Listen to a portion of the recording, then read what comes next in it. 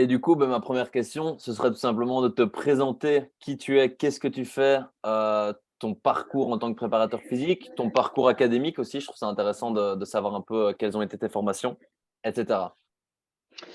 Yes, bah écoute, effectivement, je suis Aurélien Broussel-Laval, je suis préparateur physique dans le sport de haut niveau, quasiment exclusivement. Je fais beaucoup de conseils de plus en plus en sciences du sport de manière transversale auprès des athlètes évidemment, mais auprès de différents staffs. Euh, avec l'âge avançant, je développe aussi une casquette de plus en plus entrepreneuriale et de plus en plus euh, générale sur les approches marketing. Ce qui me permet là aussi de conseiller les fédérations, les structures privées pour une approche un peu plus spécifique, un peu plus spécialisée de leur message. C'est-à-dire que le but, c'est pas seulement de parler de sciences du sport, c'est aussi de les mettre en scène, de les rendre accessibles. Et au final, ce que je fais beaucoup, c'est de la pédagogie et de la formation, de la vulgarisation au travers de livres, au travers de podcasts, au travers d'émissions YouTube, de contenus vidéo ou audio ou même écrits. Et donc, le but du jeu, c'est de rendre des choses très complexes et très techniques assez abordables, assez intelligibles pour tout le, tout- tous les collègues qui gravitent autour de la performance et de la santé. Donc, je pense évidemment aux préparateurs physiques, je pense aux coachs sportifs fitness, je pense aux personnels traîneurs, je pense aux profs de PS, je pense aux kinés qui sont de plus en plus nombreux dans mon audience.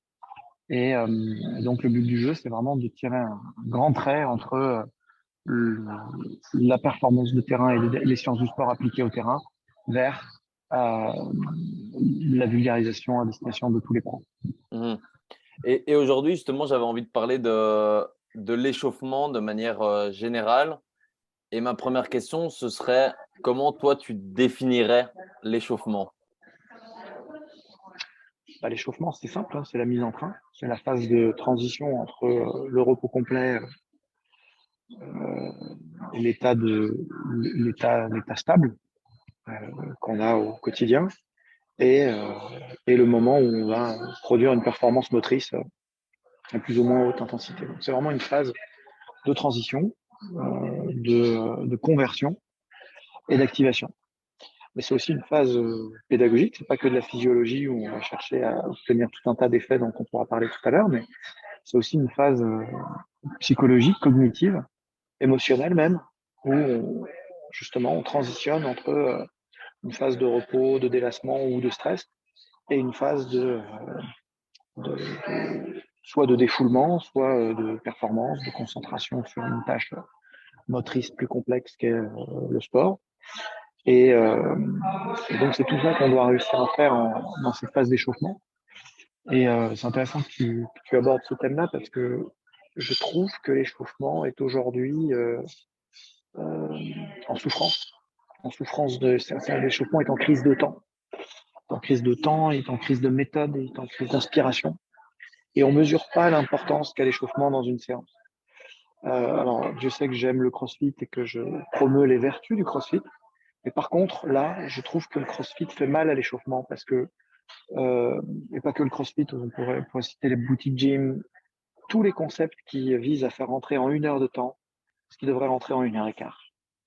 Et, et ne pas prendre du temps de pratique sur le temps d'échauffement, c'est compromettre l'efficacité de la pratique à venir, l'énergie qui va se dégager du groupe ou de l'individu qui va pratiquer, et au final l'exposer aussi à une moindre efficacité qui peut aller jusqu'à la blessure. Et donc c'est vraiment dommage de compromettre. C'est pas grave si ça doit rentrer en une heure, alors tant pis, on perdra une heure de pratique pure pour faire on perdra un quart d'heure ou 20 minutes de pratique pure pour faire rentrer notre échauffement. C'est nécessaire. Et justement, dans quel but, plus en termes, est-ce qu'il y a des buts physiologiques à faire un bon échauffement? Parce que là, tu parles de 15-20 minutes, donc enfin, quels sont les buts physiologiques? Ou peut-être De mécaniques, je ne sais pas. toute façon, les buts physiologiques sont de toute manière inatteignables. C'est-à-dire que historiquement, alors je ne sais pas d'où sort ça, d'où on sort ça, mais il y a ce symbole du degré de plus en 20 minutes au niveau central. Et il faut 20 minutes de plus pour obtenir ce même degré en périphérie. Donc en partant du principe que on est à 37 degrés, plutôt 36,9, la température mondiale des hommes a baissé sur les dernières années, liée au chauffage, liée aux vêtements, liée à plein de choses, au mode de vie. Donc on est plutôt à 36,9 en moyenne à l'échelle mondiale. Et que l'objectif d'un échauffement optimal, c'est plutôt 38,5, 39 degrés. Au final, il en manque toujours. Il faudra 40 minutes d'échauffement pour arriver à cet objectif-là.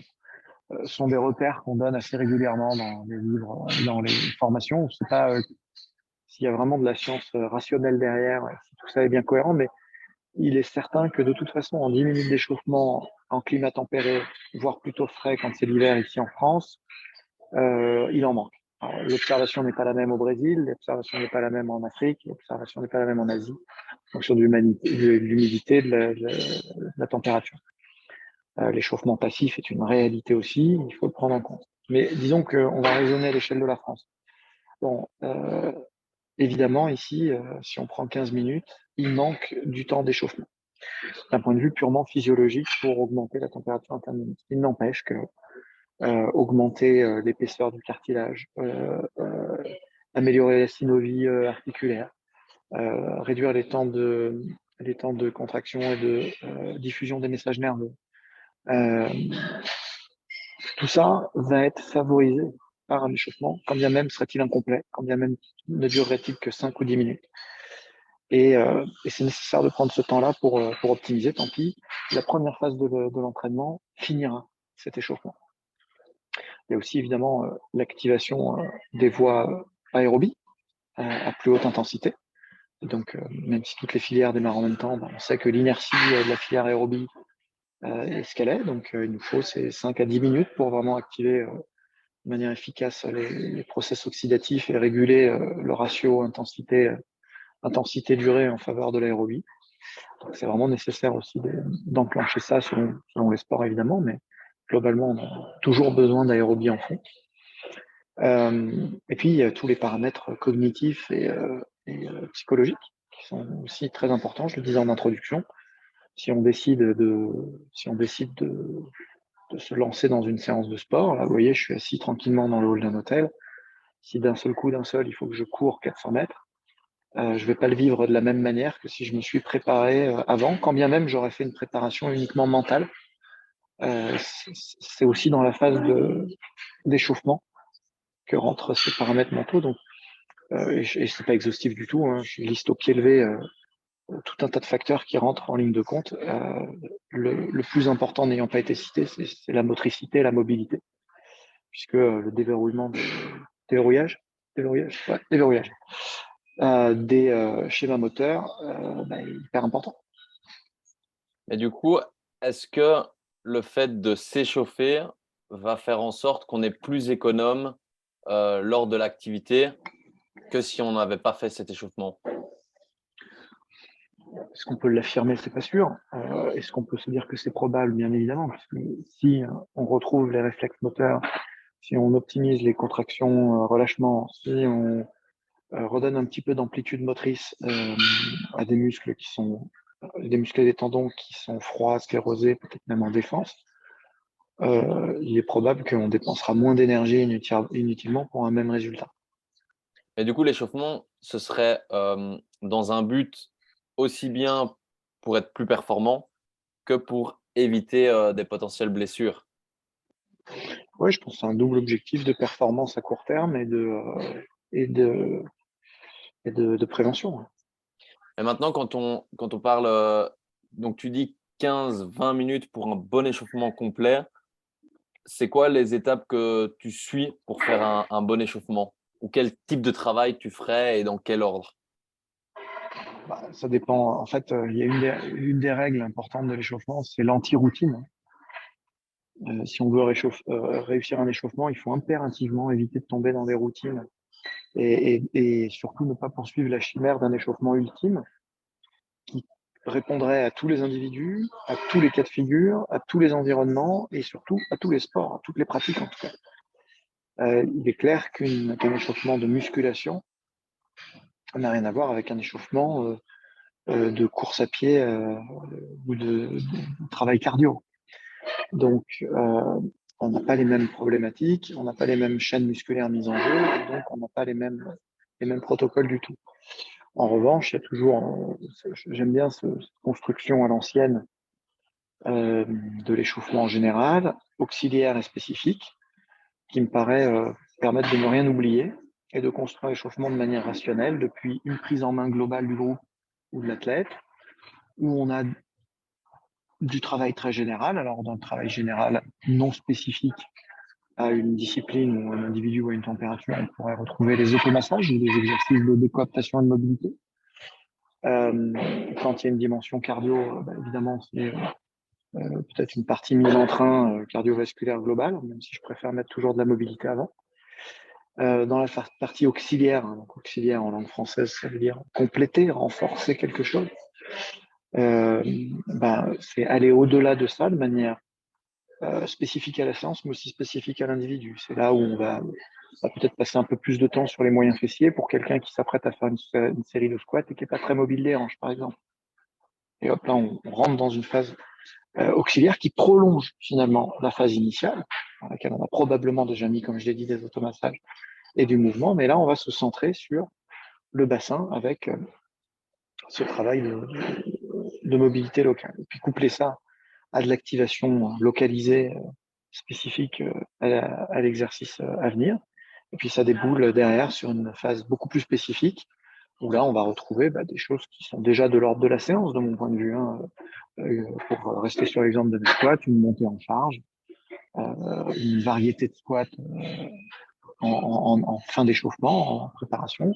Si on squatte lourd en back squat, on perd pas son temps à faire du Zercher, à faire des 6 squats en échauffement, une ou deux séries peu chargées, assez courtes, histoire encore une fois de déverrouiller les schémas moteurs, d'entretenir la mobilité, et puis d'être sûr qu'on est ici et maintenant.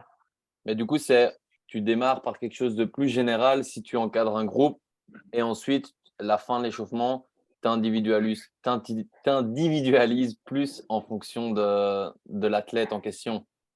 Ouais, c'est ça. Plus ça va, plus on va aller vers de la pratique individualisée. En sachant que si on veut gagner du temps, l'individualisation commence de manière collective dès la partie générale. Parce que si on a bien éduqué les athlètes, quand on arrive à 16 heures pour la séance de 16 heures, ils sont déjà là depuis 10 minutes. Et ils ont déjà commencé à faire toute la partie automassage. Et peut-être même qu'ils ont déjà abordé certains paramètres de la partie auxiliaire en traitant les zones dont ils ont le plus besoin ou alors sur lesquelles ils sont le plus en fragilité. Donc au fond, j'aime bien ce concept d'individualisation collective que je vole au rugby. Hein. C'est le rugby qui a le plus poussé ce concept-là en France. Euh, bah, euh, je trouve que c'est très très pertinent au niveau de l'échauffement. Et est-ce que tu mets des étirements durant ton échauffement? Alors, on ouvre un grand sujet. Pour moi, l'étirement, l'étirement devrait être partout en fait. L'étirement devrait être partout. On a développé une espèce de phobie de l'étirement complètement improbable. Euh, historiquement, historiquement, c'est drôle parce que je prends toujours l'exemple de ma grand-mère, paix à son âme. Quand je partais faire du sport, elle se mettait à faire des grands mouvements de gymnastique pour imiter le sport. Mais en fait, ce qu'elle faisait comme mouvement, c'est des mouvements de gymnastique suédoise, de la pratique hygiénique, tu sais, où on voyait tous ces gens habillés en culottes blanches et en débardeurs blancs, en train de tous faire des mouvements d'épaule, des toe touch, des fermetures tronc-jambes, des fentes, des trucs comme ça. Et c'était ça au début du siècle, sa pratique de l'EPS à elle, c'était ça, sa pratique de l'éducation physique. Puis après, c'était l'hébertisme. Puis après, c'était le tennis de table et le volleyball voilà, l'ère post-Coubertin, quoi. Et donc, nous, on est des fruits de cette époque-là où on joue, où on fait de la compétition, où on pratique des sports d'équipe ou de précision qui apportent beaucoup d'autres choses, comme la sociabilité, le goût de la victoire, inversement la défaite, toutes les valeurs sportives qu'on imagine. Mais par contre, au sein desquelles il y a peu de temps consacré aux étirements. Et le résultat des comptes, c'est que les populations deviennent de plus en plus raides. Et donc, quand on teste ces gens-là en pseudosciences, on conclut que si on les étire, ils se blessent. Bon, c'est un peu rapide comme conclusion. Il faudrait étendre ce raisonnement à des Japonais, à des Russes, à d'autres cultures qui n'ont pas fait ce chemin-là, qui continuent de s'étirer, et pour autant qui continuent à faire des sports explosifs et à s'étirer en échauffement à très haute intensité. On n'a même pas besoin d'aller aussi loin. Hein. Si on prend les gymnastes ou les taekwondoïstes en France ou en Belgique, c'est pas les moins explosifs de la classe, et pourtant ils commencent leur séance par des étirements passifs à fort. Donc, de mon point de vue, moins on s'étire, c'est comme d'autres choses de la vie, moins on s'étire et moins on s'étire. Donc, il faut, je pense, au contraire, saisir toutes les opportunités pour s'étirer. Ceci étant, quand on s'étire à l'échauffement, évidemment, c'est pas le moment de chercher à gagner comme des malades en souplesse. Bien évidemment, si ça fait 24 ans qu'on s'étire pas et que on décide de se mettre du jour au lendemain parce que on a écouté le podcast de Sylvain, c'est probablement un peu irresponsable. Il faut prendre son temps et progresser gentiment. Mais n'empêche que si on utilise le bon étirement dans la bonne méthode au bon moment et dans la bonne pratique quotidienne, on peut s'étirer tout le temps. Si vous voulez en savoir plus, j'ai une formation sur le sujet, qui s'appelle les étirements, simplement, et qui reprend tous les éléments, toutes les preuves scientifiques derrière. En fait, au final, si on cherche à gagner en être plus souple, c'est intéressant de faire des séances uniquement dédiées à ça. Si le but du jeu, c'est de gagner en souplesse, c'est ça l'idéal. Tu as raison. Sauf que le monde n'étant pas idéal, on a évidemment le problème du temps dont disposent les gens. Tout le monde ne s'entraîne pas 2 fois par jour. C'est même une extrême minorité de personnes qui ont cette opportunité-là. La plupart des gens, ils font 2 fois ou 3 fois du sport par semaine. C'est déjà vachement bien. Et du coup, si on sacrifie les étirements parce qu'il faut pas les faire au début, parce qu'il faut pas les faire au milieu, parce qu'il faut pas les faire à la fin, le résultat est le même que depuis 30 ans, qu'on ne s'étire jamais. Donc, je pense que dans ce monde imparfait, il vaut mieux s'étirer à la fin de la séance pour gagner en souplesse quand même si le muscle est un peu fatigué, même si il est un peu contracturé, même si les effets seront probablement limités comparé à tout ce qu'on pourrait faire différemment. Enfin, au moins, on se ferait tirer un peu. Ouais. Et maintenant, en termes d'échauffement, tu disais évidemment, on ne s'échauffe pas de la même façon en fonction de si on fait une séance plus axée cardio, une séance plus axée musculation. Tu vas évidemment aussi individualiser ton échauffement en fonction, enfin adapter ton échauffement en fonction de l'intensité que tu attends dans la séance qui suit, je suppose. Et maintenant, est-ce que ce serait intéressant, selon toi, dans les sports collectifs, d'individualiser l'échauffement en fonction du joueur? Je pense par exemple au foot, un défenseur central n'aura peut-être pas n'aura pas les mêmes demandes qu'un ailier droit, par exemple. Est-ce que pour toi, c'est intéressant de s'échauffer différemment? Parce que j'ai l'impression qu'au foot, les échauffements sont faits un peu tous de la même manière, toute l'équipe ensemble, si je me trompe, si je me trompe pas plutôt. Donc, est-ce que pour toi, c'est intéressant de travailler différemment? Ouais, je sais pas s'il faut faire des généralités en la matière. Je pense que ça dépend énormément des collègues qui encadrent dans ces sports-là. Je pense aussi que malgré tout, là, moi, tu sais, j'ai travaillé en Russie, donc j'ai appris un truc important, c'est aussi que la force émerge du groupe et que l'individualisation à outrance a aussi ses limites. Il faut trouver l'équilibre. Je reviens à mon individualisation collective que j'aime bien. Euh, il faut trouver l'équilibre entre tout ça et se dire que bon, effectivement, d'un poste à l'autre, c'est pas le même sport. C'est une réalité. Donc c'est pas, pour revenir sur la question, c'est pas tant l'individualisation par rapport au joueur que par rapport à son poste dont il est question ici. Effectivement, un défenseur à gauche vit pas du tout le même sport qu'un attaquant de pointe. Ça c'est clair. Mais ça n'empêche pas de faire un échauffement un peu collectif, un peu global, et derrière d'avoir une phase auxiliaire justement où on va avoir des sous-groupes ou des orientations sur un travail partagé mais qui devient un peu individualisé. Je pense que c'est absolument pas antagoniste. Mmh. OK. Et maintenant, une question que j'avais posée, justement, j'ai reçu il y a quelques jours Manuel Lacroix qui s'occupe de l'Asvel en basket. Et dans ces sports-là, justement, ben, ça peut être pareil en handball. Ben, parfois, des joueurs, ils restent 20 minutes sur le banc. Donc, ils ont déjà fait l'échauffement d'avant-match. Et puis, ils restent 20, voire même parfois plus. Et puis, directement après, tu les fais rentrer sur le terrain et ils doivent être ben, direct au top, top en termes d'intensité. Donc, j'aimerais avoir ton avis là-dessus. Et puis, ben, on pourrait se dire, OK, mais ça veut dire que sans échauffement, à quoi sert l'échauffement en fait si on part de ce constat-là? Même si lui m'expliquait que maintenant, en tout cas dans le basket, ils peuvent mettre un petit vélo. Donc, si il est au courant qu'il va bientôt rentrer, il le met sur le vélo. Il fait même maintenant des exercices. Ça, je savais pas, mais sur le banc avec des petits élastiques et tout ça pour activer les membres inférieurs. Donc voilà, il y a maintenant des trucs, mais je sais que je pense que tous les clubs ne font pas ça. Donc, comment expliquer ce point-là? Bah, je pense que c'est encore une fois uniformiser les effets de l'échauffement et se centrer uniquement sur la température comme point d'ancrage. Bon, si on se centre que sur la température, on peut se dire que déjà on peut fabriquer réellement de la chaleur et ensuite essayer de la conserver. Ça déjà, ça peut être un point qui est important. Si vraiment on est obsédé par la température.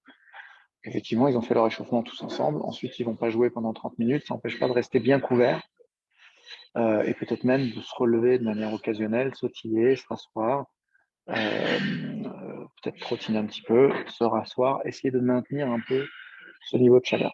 Alors, faut faire attention parce que dans certains sports, les matchs sont longs. Et donc, il ne faudra pas se retrouver à faire 90 minutes si on rentre en toute fin de match de foot, 90 minutes plus la mi-temps de footing. Quoi. À la fin, les mecs ont fait un marathon. Quoi. Donc encore une fois, il faut trouver un juste milieu. Mais si on sait qu'il y a une probabilité forte que notre impact player il rentre en deuxième partie de match à tel moment, bah, on peut aussi planifier un petit peu ces choses-là. Bon, mais ça, c'est que sur la température. C'est-à-dire que c'est oublier que dans cette phase d'avant-match où il y a une préparation collective, encore une fois, la force émerge du groupe. Deux, il y a cette phase de transition vers l'état cognitif et psychologique de match, où au final, la physiologie est un peu un des paramètres, mais c'est loin d'être le seul. Et qu'entre quelqu'un qui ne se serait pas échauffé parce qu'il de toute façon il rentrait qu'en deuxième mi-temps, qu'au milieu de la deuxième mi-temps même, et quelqu'un qui s'est échauffé au début du match et qui rentre aussi en deuxième mi-temps, s'il y en a un qui a déjà un pied dans le match, qu'il y en a un qui a déjà vécu ça avec tous les joueurs, avec tous les collègues.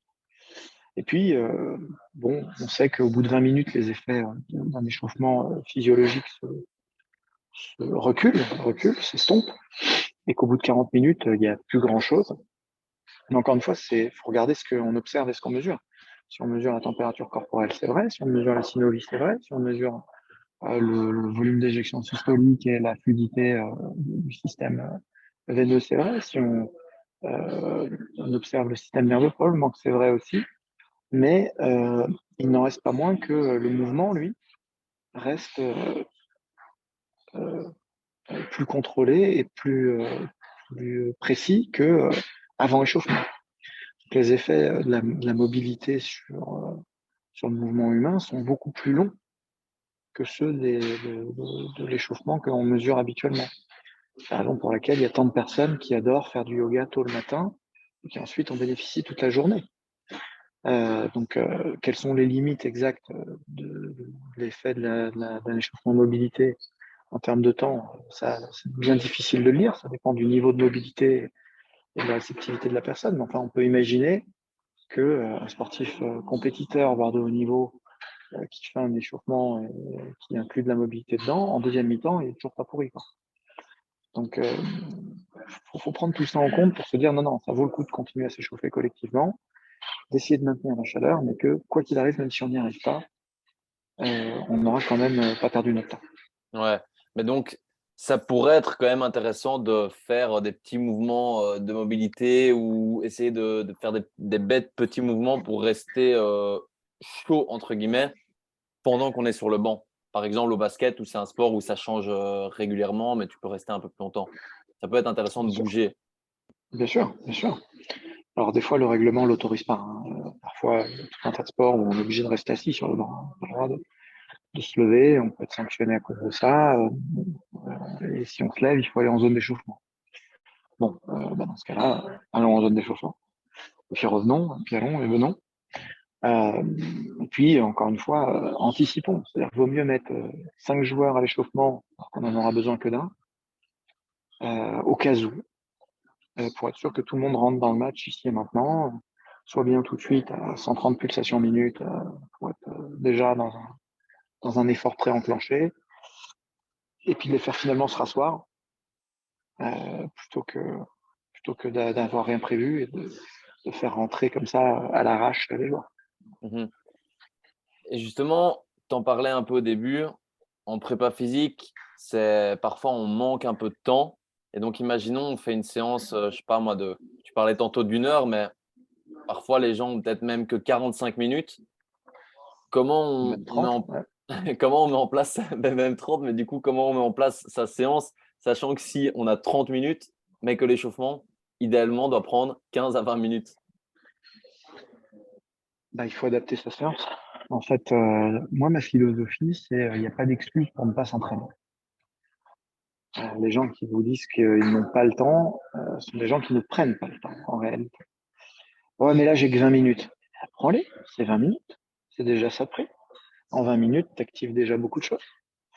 Et je vais même encore plus loin. Moi, tu sais, j'ai développé un programme qui s'appelle All Day Workout. Ce programme, il propose de faire une série de forces aux portes de la force, toutes les 20 à 60 minutes, toute la journée. Donc clairement, moi, dans mon bureau, parce que j'ai aussi une vie de bureau, donc je ne suis pas que coach, quand je suis DTN adjoint de la Fédé d'Altéro, par exemple, je m'entraîne pas toute la journée. Donc, comment je fais pour maintenir mon niveau d'entraînement au cours de ma journée entre les réunions? Eh ben, j'ai des kettlebells dans mon bureau et je fais une série de forces toutes les 20 à 60 minutes en fonction de mon rythme de travail. À la fin d'une journée de 9 heures, tu as vraiment enchaîné des séries de forces. Si vraiment ça se répète tous les jours, eh ben, je change d'exercice tous les jours. Vous pouvez le trouver, ce programme, sur mon site, All Day Workout. Et bah, je calibre ma charge en fonction de ma réalité. C'est-à-dire que là, j'ai pas le temps pour faire un échauffement, donc je me mets aux portes de la force. Les portes de la force, c'est pour la plupart des gens, c'est des pompes au poids du corps. C'est-à-dire que quand on fait les pompes au poids du corps, si on fait 75-80 kilos, on charge probablement ses bras à hauteur de 60 kilos, quelque chose comme ça. Bon, bah, en réalité, on est déjà à 75% du max pour tout le monde presque. Donc, la plupart des gens, c'est ça, ils font 10 pompes et puis ça y est, c'est fini. Donc, en fait, la série de force, c'est 5 reps. Donc, tu vois, on est largement en dessous de la limite de saturation à 10 reps. On est pour autant pas très très loin du 1 RM. Et pour faire 5 pompes, il n'y a pas vraiment besoin d'échauffement. Ça pourrait presque faire l'objet d'un exercice d'échauffement. Et pour autant, eh ben, on développe la force toute la journée. Donc, de mon point de vue, si on a très peu de temps, que ce soit quelques secondes ou 20 minutes ou 30 minutes, effectivement, on va compromettre l'échauffement, mais par contre, ça veut dire que derrière, on va pas faire ce qu'on aurait fait si on avait eu le temps de faire un échauffement. On va ajuster la charge et être plutôt aux portes de la force ou aux portes de l'endurance. Et c'est pas grave, c'est toujours ça de prix. Mais c'est intéressant, en vrai, comme j'avais jamais pensé j'imaginais pas cette réponse-là.